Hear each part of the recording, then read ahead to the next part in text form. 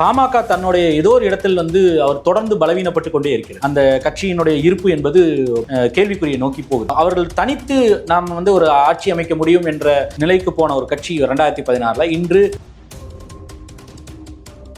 ராமதாஸ் இந்த பாலிடிக்ஸை கடந்த 2021 தேர்தலிலும் சரி இப்பவும் சரி தொடர்ந்து வலியுறுத்துறாரு.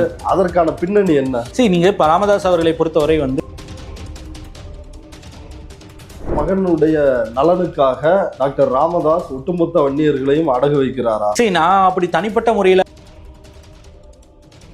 பாமக பாலு ஒரு பேட்டி கொடுத்தாரு. அதெல்லாம் ஒன்றிய அரசு செய்யாதுங்க, பாஜக செய்யாது. ஒன்றிய அரசு செய்யாதுன்னு சொல்றதுக்கு எதுக்கு நீங்க கூட்டணியில இருந்தாலும் நாங்க வலியுறுத்துறோம்ன்றாங்க. நீங்க அங்க மட்டும் வலியுறுத்துவீங்க, இங்க மட்டும் என்ன ஆயிடும் தெரியுமா, நம்பிக்கை வச்சிருவோம், பிரச்சனை ஆயிடும், மிரட்டல்லாம் இல்ல ஒரு முதலமைச்சர் ஜாதியை சொல்லி உங்ககிட்ட நான் கேட்கணுமா, 10,000 பேர் இருக்கக்கூடிய ஒருத்தட்ட பேசுமா, இதெல்லாம் என்ன பேச்சு? அவர் உண்மையிலே 2018 முதல் 22 வரை MBBS அட்மிஷன் என்பது ஒரு வன்னியர்களுக்கு மட்டும் கிடைக்கப்பெற்ற சீட்டுகளோட எண்ணிக்கை 2781. அது 11.4%. போஸ்ட் கிராஜுவேஷன் முதுகலை மருத்துவ படிப்புல கூட எடுத்துக்கிட்டீங்கன்னா அதில் வன்னியர்கள் பெற்றது மட்டும் 694. பிஜி மெடிசின்ல பாத்தீங்கன்னா 13.5%. 5%, 6% தான் இருக்குன்னு டாக்டர் ராமதாஸ் சொல்றாரு. ஆனா இந்த புள்ளி வரும் பாத்தீங்கன்னா 11.4% படிக்கிறத சொல்றீங்க. வேலை வாய்ப்புன்னு இருக்குல்ல, குரூப் 4 பணியிடங்களை எடுத்துட்டீங்கன்னா வன்னியர்களோட எண்ணிக்கை பாத்தீங்கன்னா 5215. இது 20%. இந்த எம்பிசி கோட்டால எவ்வளவு? எம்பிசி கோட்டா விட்டுருங்க, மொத்தத்துல எடுத்துட்டீங்கன்னா 19.5%. ஓகே, மொத்தத்திலேயே 1/5 பங்கு குரூப் 4. இது கீழே இருக்கிற பதவி தானே. நீங்க குரூப் 2 அந்த மாதிரியான பதவிகள்ல குரூப் 2லயும் அதே நிலைமை தான். அதுலயும் ஒன்றும் பெரிய துணை ஆட்சியர்கள் 63 பேர் வன்னியர் சமூகத்தை சேர்ந்தவர், 11%. டாக்டர் ராமதாஸுக்கு இது தெரியாதா? இந்த சமூக நீதி அரசியலை நான் தான் பேசுகிறேன். இந்த நம்பரை ஏற்கனவே 2026 நாங்க நாட்டாள போறோம், நாங்களும் பாஜகவும் சேர்ந்து தமிழ்நாடு முதலமைச்சராக அப்போ பண்ண வேணா எடுத்துக்கிட்டோம், வேற என்ன பண்றது?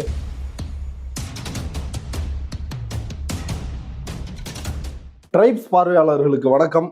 வன்னியர்களுக்கான உள் ஒதுக்கீடு 10.5 வேண்டும் என்று டாக்டர் ராமதாஸ் தொடர்ந்து கோரிக்கை வைத்துக் கொண்டிருக்கின்றார். அன்புமணி ராமதாஸ் சாதிவாரி கணக்கெடுப்பை உடனடியாக தமிழ்நாடு அரசு நடத்த வேண்டும் என்று தொடர்ந்து பேசிக் கொண்டு இருக்கிறார். அப்படி இல்லை என்றால் அண்டம் கிடுகிடுக்க மிகப்பெரிய அளவில் போராட்டம் நடத்துவோம் என்ற எச்சரிக்கையும் ராமதாஸ் சில தினங்களுக்கு முன்னர் எடுத்திருந்தார். இந்த சூழலில் வன்னியர்கள் எம்பிசி கோட்டாவில் 20% மொத்த இடஒதுக்கீட்டில் 10.5க்கு மேலாக அவர்கள் அனுபவிக்கிறார்கள் அப்படின்ற ஒரு டேட்டாவை இன்றைக்கு பத்திரிகைகளில் வெளியாகியுள்ளது. குறிப்பாக இதை மூத்த பத்திரிகையாளர் திரு கார்த்திகேயன் அவர்கள் வெளியிட்டுள்ளார். இது தொடர்பாக நம்மிடையே அவர் இணைந்துள்ளார். வாருங்கள், அவரோடு பேசலாம். சார் வணக்கம். சார் வணக்கம். சார், வன்னியர்களுக்கான உள்ஒதுக்கீடு வேணும்னு ராமதாஸ் தொடர்ந்து கோரிக்கை வைக்கிறாரு. இன்றைக்கு நீங்கள் எழுதி இருக்கின்ற கட்டுரை டிடி நெக்ஸ்ட்ல அதுதான் தலைப்பு செய்தியா வந்திருக்கு. அது இந்த 10.5 விட வன்னியர்கள் அதிக அளவு இந்த கோட்டாவை என்ஜாய் பண்றாங்க அப்படின்ற ஒரு விஷயத்தை குறிப்பிட்டு இருக்கிறீங்க. எந்தெந்த துறைகளில் அவர்கள் 10.5 விட அதிகமாக அனுபவிக்கிறாங்க? அதாவது தகவல் உரிமை சட்டத்தின் கீழ் ஒரு நபர் ஒரு சமூக அமைப்பை சேர்ந்த ஒரு நபர் தாக்கல் செய்த தகவல் உரிமை சட்டத்தின் அடிப்படையில் அவர் தாக்கல் செய்த ஒரு மனுவிற்கு பதிலளித்தது தமிழ்நாட்டினுடைய பிற்படுத்தப்பட்டோர் மற்றும் மிகவும் பிற்படுத்தப்பட்டோர் சிறுபான்மையோர் நலத்துறையின் சார்பாக கடந்த 31 ஜூலை அன்று ஒரு விரிவான பதில் அளிக்கப்பட்டிருக்கிறது. அதில் பல்வேறு கல்வி மற்றும் வேலை வாய்ப்புகளில் அரசுலையும் சரி, இல்லை தொழிற்கல்வியாக, இல்லை அதே போல் இங்கே மருத்துவ கல்வி MBBS PGலையும் சரி, அதே போல் BDS, இது எல்லாவற்றிலும் இன்க்ளூடிங் வெட்டினரியன் சயின்ஸு, கால்நடை மருத்துவம், அதே போல் ஹோமியோபதி, மித்த எல்லாவற்றையும் சேர்த்து அதே போல் தமிழ்நாடு அரசினுடைய பணிகள் TNPSC, uniform service recruitment board, காவல்துறைக்கு எடுக்கிறது, மெடிக்கல் சர்வீசஸ் ரெக்ரூட்மெண்ட் MRB, இவர்கள் எல்லா டீச்சர்ஸ் ரெக்ரூட்மெண்ட் போர்டு, இந்த எல்லாவற்றிலும் எவ்வாறு வன்னியர்கள், சீர்பரம்பினர், அதே போல் இதர மிகவும் பிற்படுத்தப்பட்ட அதர் MBCs பிரதிநிதிப்படுத்தப்பட்டிருக்கார்கள் அப்படின்றது சம்பந்தமான தரவுகளை அந்த RTIக்கு பதிலளிக்கும் விதமாக விரிவான பதில்களை அளித்திருக்கிறது இந்த தமிழ்நாட்டினுடைய பிற்படுத்தப்பட்ட பிற்படுத்தப்பட்டோர், மிகவும் பிற்படுத்தப்பட்டோர் நலத்துறை அமைச்சகம். அதுல முதல்ல வந்து அவர்கள் வன்னியர் அமைப்புகள் இல்லைன்னா வந்து மருத்துவர் ஐயா திரு ராமதாஸ் அவர்கள் சார்பாக வந்து அவர்கள் பெரிதும் வந்து விமர்சனம் வைக்கிறது வந்து சுட்டிக்காட்டுகின்ற புள்ளி விவரம் என்பது மருத்துவக் கல்லூரி எம்பிபிஎஸ் படிப்புலையும் சரி, இல்லை இப்போ முதுகலை மருத்துவ படிப்புலையும் வந்து பிஜி மெடிசன்லையும் வந்து அவர்களுடைய அந்நியர்களுடைய பிரதிநிதித்துவம் என்பது கல்வியில் வந்து மிக குறைவாக இருக்குது அப்படின்ற ஒரு விமர்சனத்தை பாமக சார்பாக பரவலாக வைப்பது பார்க்கிறோம். மருத்துவர் ராமதாசும் திரு அன்புமணி ராமதாசும் அந்த கட்சியினர் வைக்கிறாங்க. அப்போ அது சம்பந்தமான தரவுகளை வந்து இந்த ரைட் டு இன்ஃபர்மேஷன் RTI ஆக்டில் வந்து பதில் அளிக்கும் பொழுது அதில் என்ன கிடைக்கப்பெறுகிற தகவல் என்னன்னா, 2018 முதல் 22 வரை, அதாவது கடந்த 5 ஆண்டுகளில் தமிழ்நாட்டில் வந்து வழங்கப்பட்ட MBBS அட்மிஷன் என்பது ஒரு 24,330. அதில் வந்து இதர பிற்படுத்தப்பட்டோர், சீர்பரம்பினர் அவர்களுக்கு அப்படின்னு சொல்லி அந்த 20% எம்பிசி கோட்டா 20% வழங்கிய சீட்டுகளோட எண்ணிக்கை வந்து 4,873. 24,330 4,873. அந்த 4,873 20% கோட்டாவில் வன்னியர்களுக்கு மட்டும் கிடைக்கப்பெற்ற சீட்டுகளோட எண்ணிக்கை 2,781. அது வந்து 11.4%. ஏறக்குறைய 1% திரு ராமதாஸ் அவர்கள் கோரக்கூடிய 10% இடஒதுக்கீடுக்கு மேலாகத்தான் அவர்கள் பெற்றிருக்கார்கள் என்பது புள்ளி விவரம் சொல்லுது. கடந்த 5 ஆண்டுகள் புள்ளி விவரம். அதாவது இந்த பட்டியலில் இருக்கிற 115 சாதிகள் மீதமுள்ள 9% அனுபவிக்கிறாங்க. அதாவது இது இதர பிற்படுத்தப்பட்டவர்கள் இருக்கக்கூடிய 115 சாதிகள் இருக்கு இல்லையா, மொத்தம் வந்து கலைஞர் கருணாநிதி அவர்கள் காலத்தில் தான் அந்த மிகவும் பிற்படுத்தப்பட்டவர் என்று அதில் வன்னியர்களை உள்ளடக்கி, சீர்வரம்பர்களை உள்ளடக்கி ஒரு 109 115 சாதின்னு நினைக்கிறேன். அப்போ அவ்வளோ ஒரு பேருக்கும் ஒரு 20% தனிப்பட்ட ஒரு எக்ஸ்க்ளூசிவா வந்து ஒரு இடஒதுக்கீடு வந்து மிகவும் பிற்படுத்தப்பட்டவர் ஒரு பட்டியல் வந்து கொண்டு வந்தது. முதலில் அறிமுகப்படுத்தியது வந்து திரு கலைஞர் கருணாநிதி அவர்கள் தான். அப்போ அவர் அந்த கொடுத்த அந்த இடஒதுக்கீட்டின் அடிப்படையில் அந்த 20% இடஒதுக்கீட்டில் வன்னியர்கள் மட்டும் கிடைக்கப்பெறுவது அந்த கடந்த 5 ஆண்டு MBBS அட்மிஷன் மட்டும் எடுத்துட்டீங்கன்னா 11.4%. ஏறக்குறைய 1% இல்லைன்னா 0.9% ராமதாஸ் அவர்கள், மருத்துவர் ராமதாஸ் அவர்கள் கோரக்கூடிய 10% அதிகம். அவ்வளவு பெற்றிருக்காங்க வன்னியர்கள் வந்து MBBS அட்மிஷன்ல. போஸ்ட் கிராஜுவேஷன் முதுகலை மருத்துவ படிப்பில் கூட எடுத்துக்கிட்டிங்கன்னா மொத்தம் இருக்கக்கூடிய அந்த 5 ஆண்டுகளுக்கான வந்து மொத்த எண்ணிக்கைகள் வந்து 6,966 சீட்டுகள். அதில் 1,363 வந்து MBCக்கு ஒதுக்கப்படுகிறது. அதில் வன்னியர்கள் பெற்றது மட்டும் 694, அதாவது 10.2%. அவ்வளோ சதவீதம் வருகிறது. நீங்கள் ஒட்டுமொத்தமாக மொத்த கணக்கில் எடுத்து பார்த்தீங்கன்னா வன்னியர்களோட பிரதிநிதித்துவம் என்பது 13.8% வந்து MBBSலையும் இருக்கு. இதில் பிஜி மெடிசன்ல பாத்தீங்கன்னா 13.5% இருக்கு.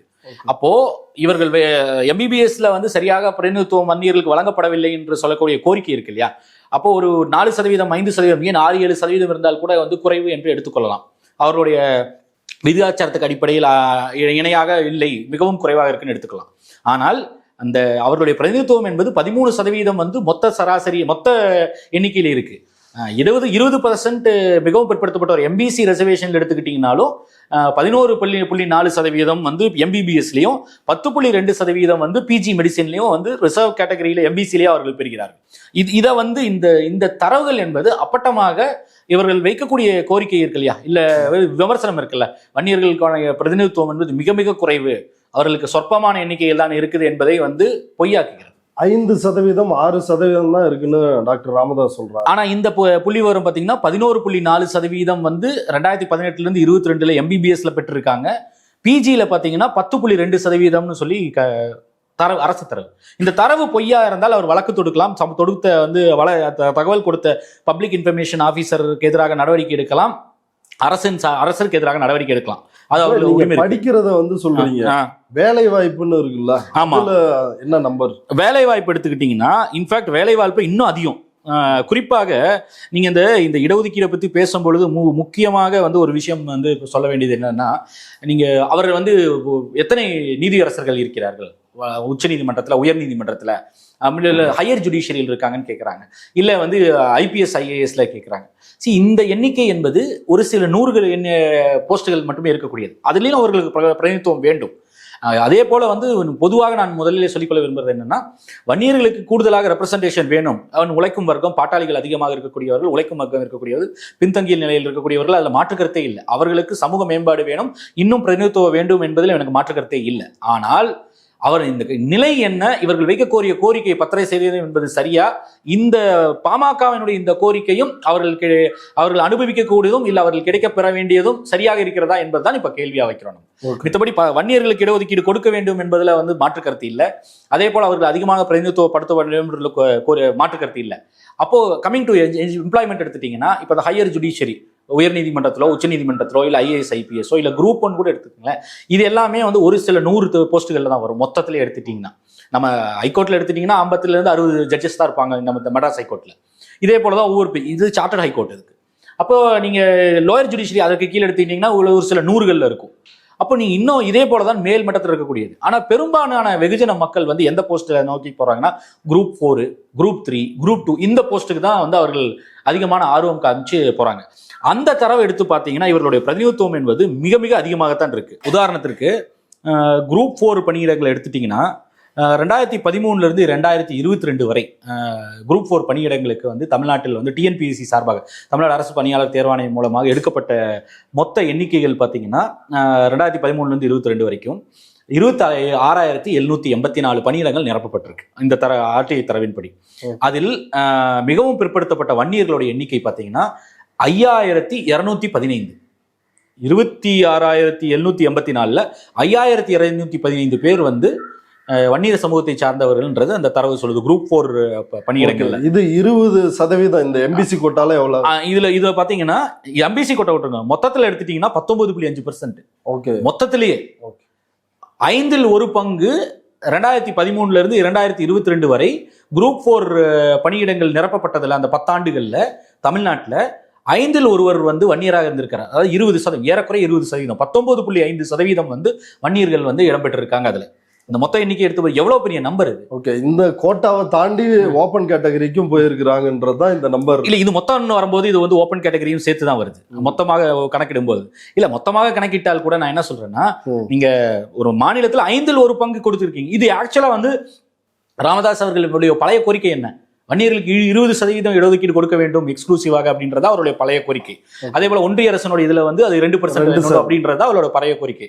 நீங்க ஏறக்குறைய அந்த எண்ணிக்கை வந்துருது. 19.5% வன்னியர்கள் மட்டுமே குரூப் 4 TNPSC குரூப் 4 பணியிடங்களை கடந்த 10 ஆண்டுகள் 2013 இருந்து 22 வரை அதிமுக திமுக ஆட்சியும் ரெண்டையும் சேர்த்து கணக்கிட்டு பாத்தீங்கன்னா 19.5% ஏறக்குறைய 20% வன்னியர்கள் வந்திருக்காங்க. அப்ப நீங்க இதுல எங்க வந்து அண்டர் ரெப்ரசன்டேஷன்? குரூப் 4 இது கீழே இருக்கிற பதவி தானே. நீங்க குரூப் 2 அந்த மாதிரியான பதவிகள்ல குரூப் 2லயும் அதே நிலைமை தான். அதுலயும் ஒன்றும் பெரிய வித்தியாசம் இல்லை. அதையும் நான் உங்களுக்கு நான் சொல்லிடுறேன். அதாவது 2013 இருந்து 18 வரையும் அந்த 5 ஆண்டுகள், கடைசி 5 ஆண்டு 2013 இருந்து 18 வரை குரூப் 2 பணிகளில் மொத்தம் தேர்வு செய்யப்பட்டது 2682 பேர். அதில் வந்து மிகவும் பிற்படுத்தப்பட்டோர் 481 பேர். அந்த 20% 481 பேர் வந்து MBC ரிசர்வேஷன்ல வர்றாங்க இல்லையா, கோட்டா இல்ல, அதுல வன்னியர்களுடைய எண்ணிக்கை 270 பேர், அதாவது 11.2%. இந்த மொத்தமாக எடுத்து கணக்கு போட்டு பார்த்தீங்கன்னா அந்த அவர்களுடைய எண்ணிக்கை என்பது 13.6%. அதாவது ஓப்பன் கேட்டகரியும் சேர்த்தீங்கன்னா 366 வன்னியர்கள் தேர்ந்தெடுக்கப்படுகிறார்கள். இந்த எண்ணிக்கை என்பது 13.6%. 20% MBC ரிசர்வேஷனுக்குள்ள எடுத்துக்கிட்டீங்கன்னா 11.2%. 270 MBC கோட்டால. ஆமா, அதான் நான் சொல்ல வரேன். அப்போ இந்த குரூப் 4 ரெக்ரூட்மெண்ட் இந்த நம்பர் வந்து யூனிஃபார்ம் சர்வீஸ் ரெக்ரூட்மெண்ட் போர்டுக்கும் பொருந்தும். இது நான் சொன்னது வந்து குரூப் 2 எடுத்துக்கோங்க. அது வந்து யூனிஃபார்ம் சர்வீசஸ் படி சீருடை பணியாளர் இருக்காங்க இல்லையா, அதற்கு வந்து சப் இன்ஸ்பெக்டர் போலீஸ்ல எடுத்திருக்காது. அதுல வந்து 2013 இருந்து 22 வரை பாத்தீங்கன்னா மொத்தமாக 1919 பேர் வந்து நிரப்பப்பட்டிருக்காங்க. அதுல வன்னியர்களுடைய எண்ணிக்கை வந்து அதுல MBC இல்ல DNC MBC கோட்டால பாத்தீங்கன்னா 605 பேர். அதுல வன்னியர்களுடைய எண்ணிக்கை 327 பேர், அதாவது 17%. அதாவது 20%ல 17% பேர் வன்னியர்கள் தேர்ந்தெடுக்கப்பட்டிருக்கார்கள் சப் இன்ஸ்பெக்டர் போஸ்ட்ல.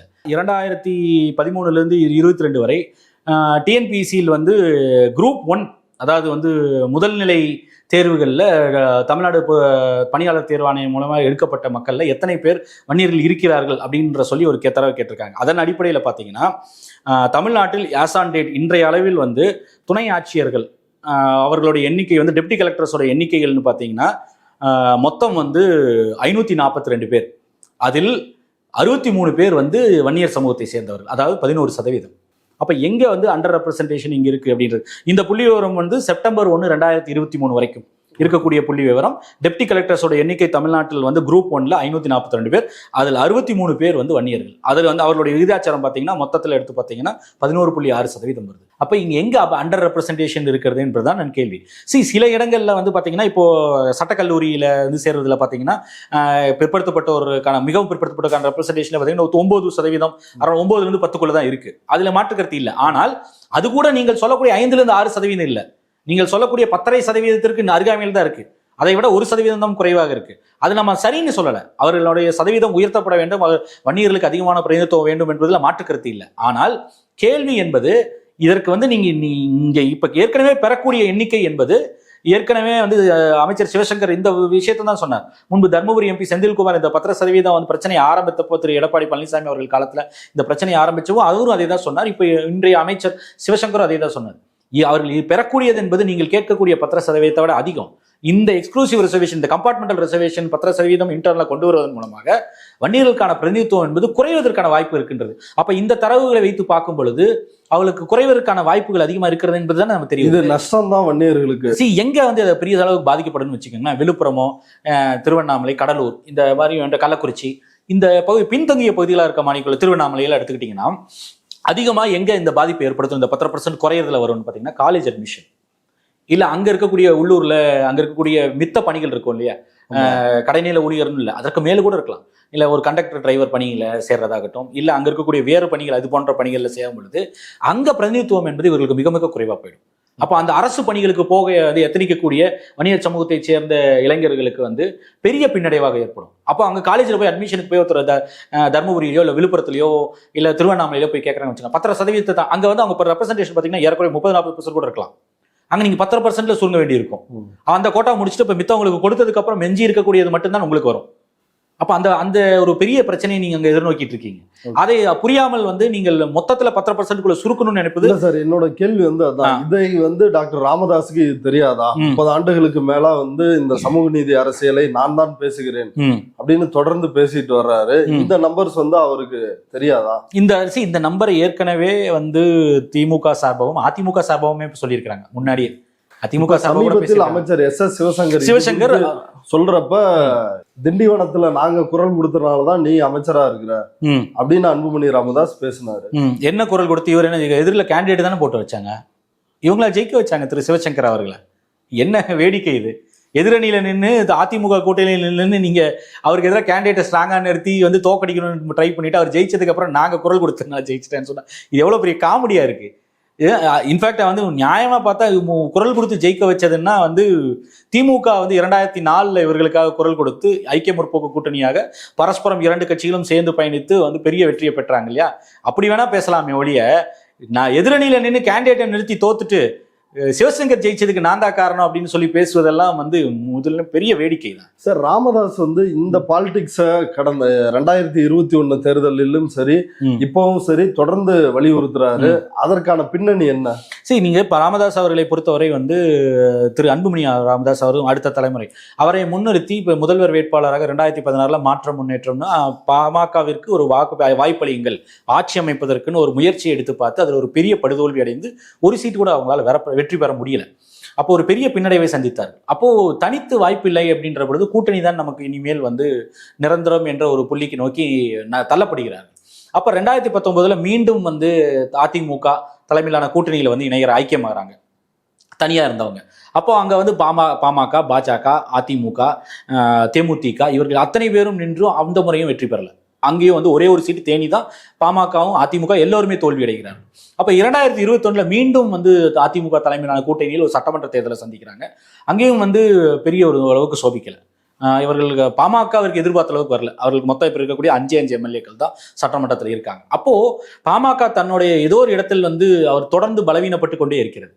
அந்த கட்சியினுடைய இருப்பு என்பது பெரிய ஒரு கேள்விக்குறியை நோக்கி போகுது. இருப்புன்றது நம்ம சொல்வதை விட அவர்கள் தனித்து நாம் வந்து ஒரு ஆட்சி அமைக்க முடியும் என்ற நிலைக்கு போன ஒரு கட்சி 2016 இன்று பாஜகவோ இல்லை அதிமுக சார்பு நிலைக்குள் தள்ளப்பட்டு அவர்கள் எப்படியாவது தங்களுடைய மீண்டும் வந்து ஒரு மீள்கட்டமைப்பு செய்து தங்களை பலத்தை நிரூபிக்க வேண்டிய கட்டாயத்துக்கு தள்ளப்படுறாங்க 2026 தேர்தலுக்கு முன்பாக. அப்போ நீங்க அந்த சமயத்துல தான் வந்து பாராளுமன்ற தேர்தல் வருது 2024. 2024 பாராளுமன்ற தேர்தலில் பாஜகவோட கூட்டணிக்கு போகிறார்கள். பெரும்பான்மையானவரோட எண்ணிக்கை எண்ணம் வந்து அதிமுகவோட போக வேண்டும் என்று இருக்கு. அதிமுகவும் பாமக பல இடங்களில் இணைந்தே வந்து பயணிக்க ஆரம்பிச்சுட்டாங்க. அந்த சமயத்துல நீங்க வந்து ஒரு பெரிய பின்னடைவை வந்து சந்திக்கிறாங்க. கூட்டணியை மாட்டினதுக்கு அப்புறம் பாஜகவோட போய் அனைத்து இடங்களிலும் தோல்வி. திமுக தலைமையிலான கூட்டணி அனைத்து இடங்களிலும் வெற்றி பெறுது. அதிமுகவும் தோல்வி விடுது. ஆனா அதிமுக பாமக வலுவாக இருக்கக்கூடிய இடங்கள்ல கணிசமா ஓரளவுக்கு வந்து வாக்குகளை பெறுது. தன்னுடைய மகனுடைய நலனுக்காக டாக்டர் ராமதாஸ் ஒட்டுமொத்த வன்னியர்களையும் அடகு வைக்கிறாரா? 10.5. சரி, நான் அப்படி தனிப்பட்ட முறையில வந்து அவரை போய் வந்து விமர்சனம் செய்வதை தாண்டி நாம் சொல்ல விரும்புவது என்னன்னா, 10% இடஒதுக்கீடு என்பது அவர்களுடைய பிரதிநிதித்துவத்தை குறைத்து விடும் என்பது வந்து இந்த தரவுகள் நமக்கு தருது. இந்த தரவுகளின்படி பார்த்தீங்கன்னா இந்த 10% என்பது வன்னியர்களுக்கான வாய்ப்புகளை சுருக்குது.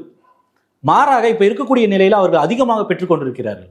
அப்போ அவர்களுக்கு இன்னும் பிரதிநிதித்துவத்தை அதிகப்படுத்தணுன்ற ஒரு கோரிக்கை வைத்தாலோ, வன்னியர்களுக்கு உயர்த்தணும்னு கோரிக்கை வச்சா அதுல ஒரு நியாயம் இருக்கு. ஆனா அது எங்கிருந்து கோரிக்கை வைக்கிறது அப்படின்னா வந்து மொத்த கோட்டாவே வந்து உயர்த்த வேண்டும். பிற்படுத்தப்பட்ட மக்களுக்கு இதர பிற்படுத்தப்பட்ட மக்களுக்கு மொத்தமாக வந்து ஒன்றிய அரசின் சார்பாக இந்திய அளவில் கொடுக்கிறது வெறும் 27%. அப்ப இந்த பிற்படுத்தப்பட்ட பட்டியலின பழங்குடிகள் மக்கள் ஓபிசி எஸ்சி எஸ்டிக்கான ரிசர்வேஷன் சீலிங் 50% தாண்டக்கூடாதுன்னு இந்திராசாணி வழக்கில் 92 தீர்ப்பு வந்துருச்சு. அப்ப அந்த பிரீச் பண்ணணும். எந்த தரவுகளுமே இல்லாமல் இடபிள்யூஎஸ்க்கு வந்து 10% கொடுக்க முடிகிறது. அதை உச்சநீதிமன்றமும் ஒப்புக்கொள்கிறது. 103வது சட்ட திருத்தத்தையும் வந்து ஒப்புக்கொள்கிறது. அதுல வந்து தரவே கிடையாது. ஆனால் அந்த டேட்டாவை எடுத்துக்குது. டேட்டாவே இல்லாம அந்த ரிசர்வேஷன் அப்போல்ட் பண்ணது பொருளாதார அடிப்படையில் இடஒதுக்கீடு கொடுக்கலாம்னு ஒரு புதிய விதிமுறையை கொண்டு வர்றாங்க. அதை கூட இந்த உச்சநீதிமன்றம் ஏற்றுக்கொள்கிறது. ஆனால் மராத்தா கோட்டாவோ இல்ல பிற்படுத்தப்பட்டவருக்கு வந்து பீகார்ல வந்து ஒரு விஷயத்தை அமல்படுத்தணும்னு நினைச்சு செய்தாலோ 50ல 65 ஆக்கணும்னா தரவுகள் இல்ல, செய்த முறை சரியில்லைன்னு சொல்லி ரத்து செய்யுது. அப்போ அந்த அடிப்படையில் தான் வந்து இங்க இருக்கக்கூடிய இடஒதுக்கீடை ஆதரிக்கக்கூடியவர்களே இந்த வன்னியர் இடஒதுக்கீடு பிரச்சனையில 2 விஷயங்கள்ல வேறுபடுறாங்க. ஒன்று 10% வந்து வன்னியர்களுக்கான இடஒதுக்கீடை சுருக்கும். அப்போ அவர்களுக்கான பிரதிநிதித்துவத்தை அதிகப்படுத்த வேண்டும், பெரிய அளவிற்கு உயர்த்தணும் அப்படின்னா அப்போ ஓவராலா வந்து நம்ம 50% பிரீச் பண்ணணும். அந்த ஒரு தேவை இருக்கு. ஒன்று. இரண்டாவது வந்து அதற்கான முயற்சி வந்து எப்படி எடுக்க முடியும்னா, தேசிய அளவில் வந்து ஒரு சட்ட மாற்றத்தை கொண்டு வரணும். அதற்கு வந்து பாராளுமன்றத்தில் ஒரு சட்ட திருத்தம் கொண்டு வரணும். 50% தாண்டி வந்து இடஒதுக்கீடு கொடுக்கலாம். பிற்படுத்தப்பட்ட மக்களுக்கும் பட்டியலின பழங்குடி இருக்கு ஓபிசி எஸ்சி எஸ்டி கொடுக்கலான்றத பார்லிமெண்ட்ல ஒரு லெஜிஸ்லேஷன் பாஸ் பண்ணி மட்டுமே அது முடியும். ஏன்னா உச்சநீதிமன்றம் ஒரு எம்பார்கோ பண்ண. பாமக பாலு நேற்று முன்தினம் வந்து ஒரு பேட்டி கொடுத்தாரு. அதெல்லாம் ஒன்றிய அரசு செய்யாதுங்க, பாஜக வந்து செய்யாது, மாநில அரசுக்கு தான் அதிகாரம் இருக்குல்ல, நீங்க வந்து ஒன்றிய அரசு செய்யாதுன்னு சொல்றதுக்கு எதுக்கு நீங்க கூட்டி நின்று இருக்கீங்க? நாம கேட்டு ஒரு விஷயத்தை நான் கூட்டணியில இருந்தாலும் நாங்க வலியுறுத்துறோம்ன்றாங்க. நீங்க அங்க மட்டும் வலியுறுத்துவீங்க, இங்க மட்டும் வந்து என்ன ஆயிடும் தெரியுமா, வந்து நாம நிலைமையை அப்படியே ஸ்தம்பிக்க வச்சிருவோம், பிரச்சனை ஆயிடும் மிரட்டல்லாம் விடுவீங்களா? இல்ல வந்து ஒரு முதலமைச்சர் வந்து ஜாதியை சொல்லி மறைமுகமாக ஒரு முதல்வருடைய ஜாதியை வந்து குறிப்பிட்டு உங்ககிட்ட வந்து நான் கேட்கணுமா, 10,000 பேர் இருக்கக்கூடிய ஒருத்தட்ட பேசுமா? இதெல்லாம் என்ன பேச்சு? அவர் உண்மையிலே வந்து மருத்துவர் ராமதாஸ் அவர்கள் வந்து இப்படி ஒரு பேச்சு வந்து பேச வேண்டிய அவசியம் இல்லை. அது ரெண்டாவது, இந்த இஷ்யூல நம்ம டிஃப்ளெக்ட் ஆக வேண்டாம். ஆனால் நம்ம சொல்லக்கூடியது வந்து மாநில அரசுக்கு வந்து சர்வே எடுக்கிறதுக்கு உரிமை இருக்கிறது, முழு உரிமை இருக்கிறது. அதுல மாற்று கருத்துல அதுல நான் உடன்படுறேன். சர்வே எடுக்கலாம். 2008 சட்டப்படி வந்து அது சென்சஸ் இல்ல, அது சென்சஸ் கிடையாது, சர்வே தான் எடுக்க முடியும். சர்வே எடுக்கிறதுக்கு மாநில அரசு மட்டும் இல்ல, ஒரு பஞ்சாயத்து தலைவருக்கு கூட உரிமை இருக்கிறது. கார்பரேஷன் பஞ்சாயத்து கூட எடுக்கலாம் அந்த சட்டப்படி. ஆனால் இது என்னன்னா சர்வே தான் எடுக்க முடியும். நீங்க துல்லியமாக ஒன்றிய அரசு எழுதப்படும் சென்சஸ் ஆக்ட் 946 அதன்படி நீங்க எடுக்க முடியாது. அப்போ அந்த சென்சஸ் ஆக்டின்ல வந்து ஒரு சட்ட திருத்தம் கொண்டு வர வேண்டி இருக்குது. சென்சஸ் ஆக்ட்ல சட்ட திருத்தம் கொண்டு வந்து ஓபிசிக்களுடைய ஜாதி வாரி கணக்கெடுப்பும் எடுக்க வேண்டும் என்பதை அங்க ஒரு சட்ட திருத்தம் கொண்டு வந்தால் அதை எளிதாக பண்ண முடியும். ஆனால் அதை பண்ணுவதற்கு வந்து பாஜக தயாரா இல்லை. அது ஏன் 2011 டேட்டாவை ரிலீஸ் பண்ணாலே பிரச்சனை ஆயிடும், மக்கள் மத்தியில வந்து ஒரு முரண் வந்துடும், அதனால பிரச்சனையாகுன்றதுனால வந்து தரவே ரிலீஸ் பண்ண மாட்டேன்னு சொல்லக்கூடிய ஒரு கட்சி ஒரு கூட்டணி வைத்துக்கொண்டு இங்க மாநில அரசு வந்து சர்வே எடுத்து ரிலீஸ் பண்ணா இடஒதுக்கீடு கொடுக்க முடியும்னு சொல்வது வந்து அது சரியான வாதம் கிடையாது. சர்வே எடுத்து கொடுக்கலாம், அதுல நான் மாற்று கருத்து இல்லை. ஆனா பிரச்சனை என்னன்னா, அந்த சர்வே எடுத்து கொடுக்கும் பொழுது அது துல்லியமாக இருக்கிறதா, இல்ல என்ன அடிப்படையில் கொடுக்கிறீர்களோ அப்படின்ற பல்வேறு கேள்விகள்ல வந்து இப்ப பட்னா ஹைகோர்ட் எப்படி வந்து பீகாருக்கான இடஒதுக்கீடை வந்து ரத்து செய்தது, அந்த ஆர்டரை வந்து ரத்து செஞ்சிச்சு. அப்போ அந்த ரிஸ்க் இருக்கு. அதனாலதான் மாநில அரசு சார்பா என்ன சொல்றாங்கன்னா, இடஒதுக்கீடு கொடுக்க வேண்டும் என்பது வன்னியர்களுக்கு அதிகப்படுத்த வேண்டும் என்பதில் மாற்று கருத்து இல்லை. ஆனால் இந்த வழிவகைன்றது வந்து அது சரியானதாக இருக்காது. ஒன்றிய அரசின் சார்பாக வந்து ஜாதிவாரி கணக்கெடுக்கும் பொழுது அந்த புள்ளி விவரன்றது சென்சஸ் வந்து அதை யாராலும் மாற்றி கோர்ட்டு கூட வந்து இது பண்ண முடியாது அந்த டேட்டாவை. அப்ப நீங்க வந்து அதுக்கு ஒரு கான்ஸ்டிடியூஷனல் ப்ரொடெக்ஷன் இருக்கு. அதனாலதான் வந்து ஒரு சட்ட திருத்தம் கொண்டு வந்து இப்ப இருக்கக்கூடிய சென்சஸ் ஆக்ட் படி பாத்தீங்கன்னா பட்டியலின பழங்குடியின மக்கள் SC STக்கு மட்டும்தான் ஜாதி வாரி கணக்கெடுப்பு சேர்த்துறதுக்கு தான் அந்த இது இருக்கு. தரவுகள் எடுத்து வச்சிருக்காங்க. அப்போ அதுல ஒரு சட்ட திருத்தம் கொண்டு வரணும்னு 2010 ஒரு பெரிய ஒரு போராட்டம் இருந்துச்சு. அப்போ தீர்மானம் மட்டும்தான் பாஜகவும் காங்கிரஸும் ஆதரவோட ஒரு தீர்மானம் பாராளுமன்றத்தில் வந்துச்சு. ஆனா சட்ட திருத்தம் கொண்டு வரப்படலை. அப்போ நீங்க வந்து ஒரு சட்ட திருத்தம் கொண்டு வந்தோ இல்லை ஏதாவது ஒரு வழிவகை செய்து புதிதாக எடுக்கக்கூடிய சென்சஸ்ல ஜாதிவாரி கணக்கெடுப்பு அதுல வந்து பிற்படுத்தப்பட்ட மக்களையும் இதர பிற்படுத்தப்பட்ட மக்களையும் உள்ளடக்கிய ஒரு ஜாதிவாரி கணக்கெடுக்கும் பொழுது அந்த தரவு எந்த யாருமே அதை கொஸ்டின் பண்ண முடியாது. இந்தியாவில் இருக்கக்கூடிய அனைத்து நீதிமன்றங்களும் அதை ஏற்றுக்கொள்ளத்தான் வேண்டும். ஏன்னா அது சட்டப்படி இருக்கக்கூடிய அந்த நிலைப்பாட்டுல இப்ப இன்னைக்கு காங்கிரஸ் தானே இருக்கு, பாஜக இல்லையே. அதுதான் நமக்கு ஒரு பெரிய ஆச்சரியமா இருக்கு. சென்சஸே நாங்க ஜாதிவாரி எடுக்க மாட்டோம் என்று அதிகாரப்பூர்வமாக உச்சநீதிமன்றத்துல சொன்ன கட்சி வந்து அரசின் சார்பாக சொன்னது பாஜக. நீங்க அந்த கூட்டணியில் இருந்துட்டு அவங்க எடுக்க மாட்டாங்க அதனால நீ எடு அப்படின்னு கேக்குறது வந்து என்ன நியாயம்? சென்சஸ் பத்தி பேச்சு வந்த வாக்குறுதி, காங்கிரஸ் கொடுத்த வாக்குறுதியை வச்சுதானே பிரதமர் பிரச்சாரமே செய்யறாரு. அதான் நான் கேக்குறேன். காங்கிரஸ் பல தவறுகளை செஞ்சுச்சுங்க இந்த இடஒதுக்கீடு பிரச்சனை இல்லை, அதுல மாற்று கருத்து இல்லை. கடந்த காலங்கள்ல பிற்படுத்தப்பட்ட ஒரு இடஒதுக்கீடுல நேரு காலத்துல ஆரம்பிச்சு இந்திரா காந்தி, ராஜீவ் காந்தி வரைக்கும் பல தவறுகளை செய்திருக்காங்க. முதல் பிற்படுத்தப்பட்டோர் பட்டியல் அதுல வந்து காக்கா கேல்கர் கமிஷனுடைய அறிக்கையை ஏற்காதது முதற்கொண்டு அவர்களே வந்து அதை ஏற்க வேண்டாம் என்று சொன்னதாக சொன்னாலும் சரி, அவர் நேருவும் பந்தும் சேர்ந்து செய்ததும் சரி, பின்பு இந்திரா காந்தி அதை ஏற்க மறுத்தது, இல்ல மண்டல் கமிஷனுடைய பரிந்துரைகளை வந்து இந்திரா காந்திக்கு அப்புறம் வந்து இவர் ராஜீவ் காந்தியும் வந்து ஏற்காமல் வந்து அது தவிர்த்தது அப்படின்றதெல்லாம் வந்து அது வரலாற்று பிழைகள். அப்போ வந்து அதை வந்து நம்ம காங்கிரசினுடைய தவறுகளை அதை பதிவு செஞ்சுதாகணும். அதே சமயம் பாஜக வந்து இன்று அதே நிலைப்பாட்டில் அது இருக்கு. மாறா காங்கிரஸ் என்ன பண்றதுன்னா, ராகுல் காந்தி தலைமையில் இருக்கக்கூடிய காங்கிரஸ் அவருக்கு உண்மையிலேயே அது உறுதிப்பாடு இருக்கா, ஐடியாலஜிக்கல் கன்விக்ஷன் இருக்கான்றது அது வருங்காலம் தான் நமக்கு பதில் சொல்லும். ஆனால் ராகுல் காந்தி அதை எடுக்க வேண்டும். 50% வந்து விதிவிலக்கை வந்து நீக்கப்பட வேண்டும். இந்த விலக்கு அதை விலக்கி உயர்த்த வேண்டும். குறிப்பாக பிற்படுத்தப்பட்ட மக்களுக்கு அதிகமாக வந்து இடஒதுக்கீடு கொடுக்கப்படணும்னு அவர் வெளிப்படையா சொல்றார். அவர் பீகாரையும் மித்த மாநிலங்களையும் கையில் எடுத்தா சொல்றார், தேசிய அளவில் செய்ய வேண்டும் சொல்றார்.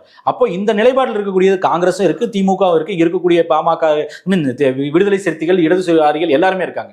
இதுல இந்த விஷயத்துல ஒற்று போகிற கட்சி வந்து காங்கிரஸ், பாமக. ஆனா நீங்க கூட்டணியில் இருக்கக்கூடிய பாஜக அது பண்ண முடியாதுன்னு சொல்றாங்க. அவர்களோட கூட்டணியில் இருந்துட்டு அவங்க பண்ண மாட்டாங்க, நீங்க சர்வே எடுங்கன்னு சொல்றது எந்த விதத்துல நியாயம்? அப்போ உங்களுடைய நோக்கம் என்ன?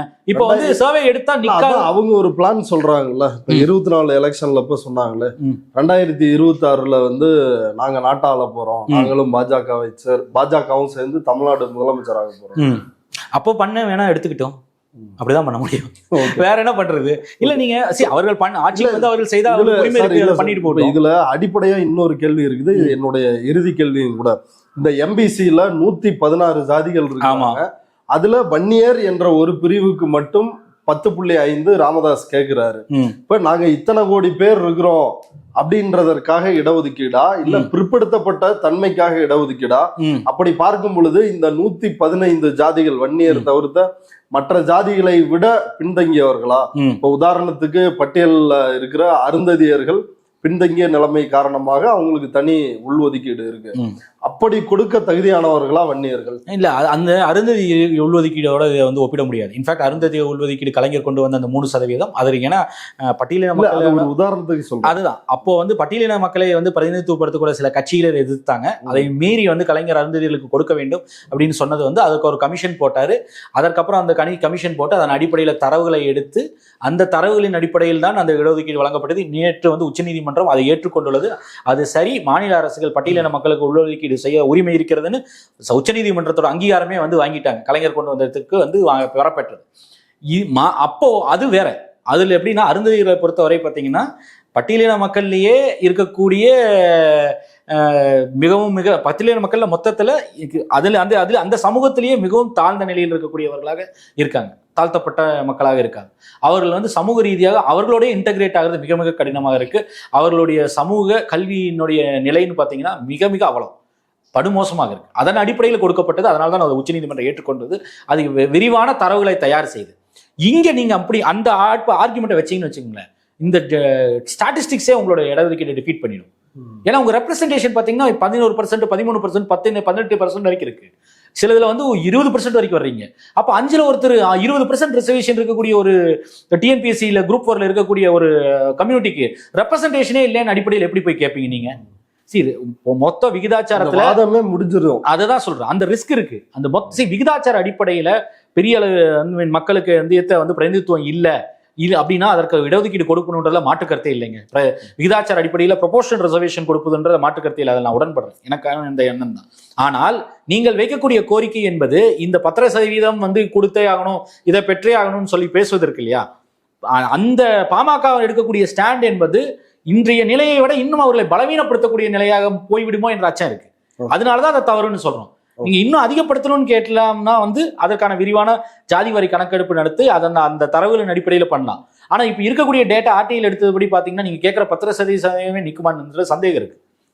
அதனாலதான் கேட்கிறோம், ஒருவேளை வந்து நீங்க மொத்தத்தையும் எடுத்து பார்த்து நீங்க நான் சொல்வது இந்த 10 வருஷமோ 5 வருஷமோ இல்லாமல் விரிவான தரவுகள் இன்றைய நிலையில வந்து வன்னிய மக்களோ இல்ல இதர பிற்படுத்தப்பட்ட மிகவும் பிற்படுத்தப்பட்டவர்கள் இல்ல பட்டியல பழங்குடிய மக்களுடைய நிலை என்ன, சமூக கல்வி நிலை என்ன தமிழ்நாட்டில் என்றதை விரிவான தரவுகள் தேவை என்றால் அதுல வெறும் சர்வேல அவ்வளவு அக்யூரேட்டா வரும்ன்றதுல மாற்று கருத்து எனக்கு இருக்கு. வருமானது எனக்கு உறுதியாக சொல்ல முடியாது. அதற்கு வந்து நீங்க ஜாதிவாரி கணக்கெடுப்பு தான் ஒரு தீர்வு. 2011 தரவுகள் எடுக்கப்பட்டது, 120 கோடி மக்கள்கிட்ட தரவுகள் எடுக்கப்பட்டது, டேட்டா எல்லாம் கலெக்ட் பண்ணி எல்லாம் பண்ணி பண்ணாங்க. அது பல ஆயிரம் கோடி செலவுல செய்யப்பட்டது. அப்ப அந்த தரவுல ரிலீஸ் பண்ணுங்கன்னா இதே பாமக என்ன சொல்லுது, அன்று வந்து பாத்தீங்கன்னா இல்ல அவர்கள் வந்து அதுல பல தவறுகள் இருக்கு, அதுல வந்து பல டெஃபிஷியன்சிஸ் இருக்கு அந்த சர்வே அந்த நீங்க எடுத்த சென்சஸ்ல அப்படின்னு சொல்லி எளிதா தப்பிச்சுக்கிறாங்க. பிஜேபி அதான் சொல்றாங்க. அதன் காரணம் இன்னொன்னு சொல்றாங்க என்ன, பிஜேபி சொல்றத இப்ப பாமக வந்து நமக்கு தனிப்பட்ட முறையில் பேசும்போது அதான் அவங்க ஒத்துக்கிறாங்க. வந்து அதுல பல்வேறு குலவரை வடிகள் இருக்குன்னு சொல்றாங்க. அதன் அடிப்படையில் எப்படி பண்ணணும், குலவரை வடிகள் அடிப்படையில் இருக்கக்கூடிய சென்சஸ் எடுத்துக்க மாட்டாங்க அப்படின்னா சர்வே வந்து சாம்பிள் வைத்து எடுக்கக்கூடியது எப்படி வந்து எந்த கோர்ட் அதை ஏத்துக்கும்?